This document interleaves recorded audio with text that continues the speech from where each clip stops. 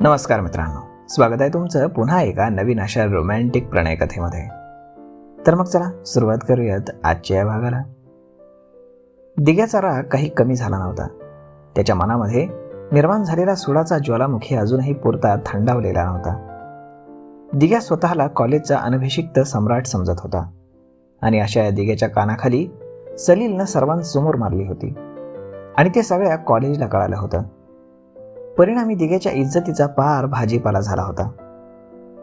याचाच बदला म्हणून दिग्यानं नियोजनबद्ध पद्धतीनं सलीलला गाठून मारण्याचा प्रयत्नही केला, परंतु तिथे दिग्याचं दुर्दैव आणि सलीलचं सुदैव आढळलं आणि त्याच वेळेस हर्षाली आली आणि त्यामुळे त्यांच्या सगळ्या योजनेची वाट लागली. दुसरी एक गोष्ट दिग्याला त्रासदायक वाटत होती, ती म्हणजे या सगळ्या प्रकरणामध्ये अपर्णा मॅडमनी स्वतः लक्ष घातलं आणि दिग्याला गंभीर समज दिली होती. याचाच अर्थ आपण आतापर्यंत जे काही ऐकलं होतं ते खरं होतं. अपर्णा मॅडमला सलीलबद्दल आतून आपुलकीचा भाव वाटत होता आणि हे सत्य कळाल्यामुळे दिघ्या पुन्हा एकदा मनातल्या मनात चिडला होता. कॉलेजपासून काहीसा दूर वाल्मिकी बार आहे. या बारमध्ये दिघ्याचे सारे मित्र जमले होते. हे मित्र विद्यार्थी कमी आणि गुंडच जास्त होते. सगळ्या मित्रांना पुढे येणाऱ्या कॉलेजच्या निवडणुकीमध्ये प्रचंड मतांनी निवडून आणण्याचं आव्हान होतं. यावेळेस ते कठीण दिसत होतं. त्याची अनेक कारणं होती. आपल्या विरोधामध्ये जे कोणी उभे असतील त्यांचा बंदोबस्त कसा करायचा या संदर्भात आज दिग्या त्यांच्याशी बोलणार होता.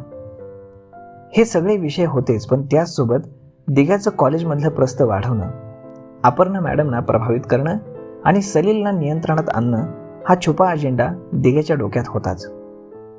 सर्वांसमोर मद्याचे भरलेले ग्लास होते. दिग्यानं ग्लास उचलला. हा पेग आपल्या विरोधकांना संपवण्यासाठी. चिअर्स, चिअर्स सगळे ओरडले आणि मग त्यांनी भरलेले प्याले ओठाला लावले. एक दीर्घ घोट घेऊन दिग्या बोलायला लागला. मित्रांनो, आपण सगळे जिवलग मित्र आहोत. तुमच्यासाठी हा दिग्या काहीही करू शकतो हे तुम्हाला माहीतच आहे. हो दिग्या, तू ग्रेट आहेस, मध्येच कोणतरी म्हणालं. येस माय डिअर, पण आता वेळ आली आहे तुम्हाला काहीतरी करायची. माझ्यासाठी, आपल्या प्रिय मित्र दिग्यासाठी. तू फक्त सांग दिग्या, अख्ख्या कॉलेजला आग लावतो. टुन्या म्हणाला तसे काही जण हसले. दिग्या त्याच्याकडे पाहून म्हणाला, टुन्या, आपली शक्ती वाचवून ठेव. ती कामाला येणार आहे आणि आपल्याला कॉलेजला आग लावायची नाही रे. आपल्याला कॉलेजवरती राज्य करायचं आहे, कळलं का? हो कळालं, पोरं म्हणाली.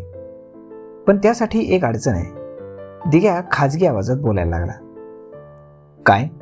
अमरनं विचारलं. आपल्या विरोधामध्ये असलेला प्रताप खूप जोरात आहे. त्याचे 1-2 पॉलिटिकल पार्टीसोबत संबंध आहेत. त्याचा माज आहे त्याला आपण चांगलाच धडा शिकवायला हवा. हो, ते तर करायचंच आहे.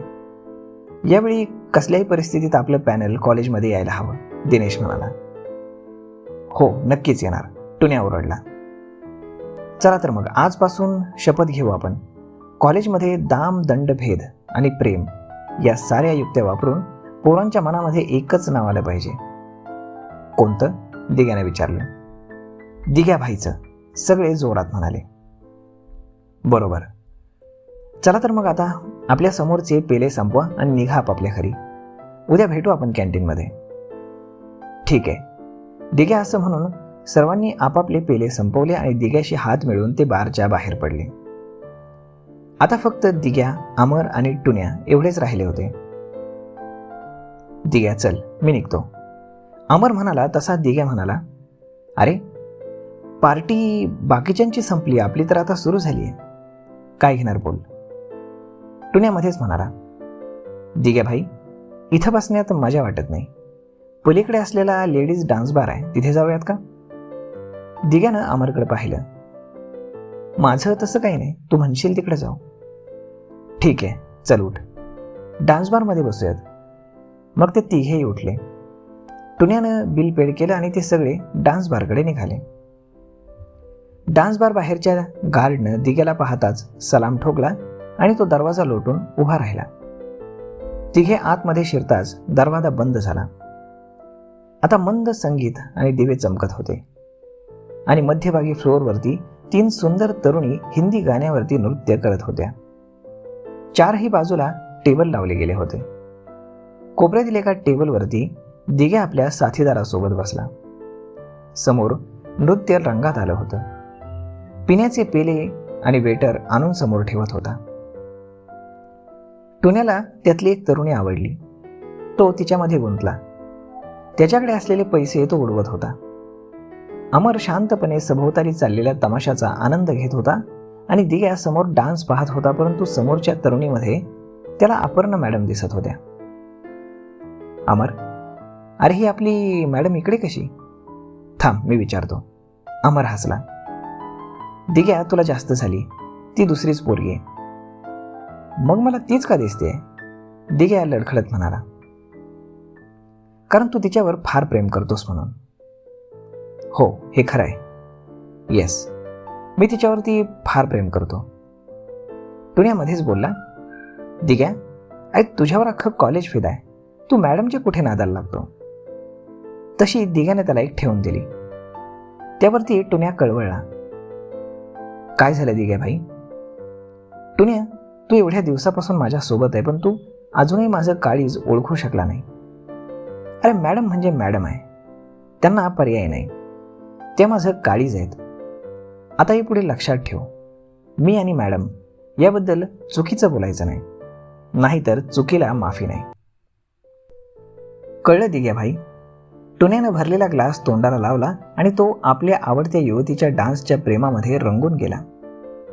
अमर म्हणाला, दिने, आपल्याला यावेळी खूप सावधपणे खेळ खेळावा लागेल. का? दिग्यानं प्रश्नार्थक मुद्रेनं पाहिलं. कारण कॉलेजच्या विश्वस्त असलेल्यांना आपल्या हातामध्ये कॉलेज आलेलं पाहायचं नाही.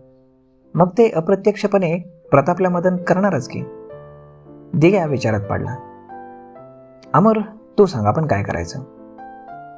अमर बोलायला लागला. दिग्या, कॉलेजमध्ये तुझी जी इमेज आहे ती आपल्याला बदलावी लागेल. तू म्हणजे शांत, प्रेमळ असा माणूस आहेस असं चित्र सगळीकडे निर्माण करावं लागेल. पण यासाठी काय करायचं? यासाठी तू सलीलची जाहीर माफी मागायचीस. अमर म्हणाला. काय? शक्य नाही. दिग्या जवळजवळ ओरडलाच. अरे दिग्या, हा आपला डाव आहे. तुला मॅडमच्या नजरेत उभं करण्याचा माझा प्रयत्न आहे. पण अमर, ही जाहीर माफी जरा जास्तच नाही होत का यार? तसं काही नाही रे. अरे आपण सलीलला धडा शिकवूच, पण आपण माफी मागितल्यामुळे आपल्या नावावरती ती येणार नाही. आणि इकडे मॅडम देखील खुश होतील तुझ्यावरती, ते तर वेगळंच. यावरती अमर हसला, तसा दिग्याही हसला. आता ते पुढचे डावपेच आखू लागले. आता पुढचे डावपेच काय असतील पाहावं लागेल. परंतु तुम्हाला काय वाटतं, सलील मॅडमला एवढ्या सहजासहजी सोडतील आणि दिग्याला धरतील? पाहावं लागेल, कारण मॅडमलाही भरपूर नाद आहे. पाहूयात पुढच्या भागामध्ये. तोपर्यंत तुम्हाला आजचा हा भाग कसा वाटला हे तुम्ही आम्हाला कमेंट करून नक्कीच सांगा. आणि जर आवडला असेल तर आपल्या जवळच्या मित्रमंडळींसोबत देखील हा व्हिडिओ तुम्ही शेअर करायला विसरू नका. धन्यवाद.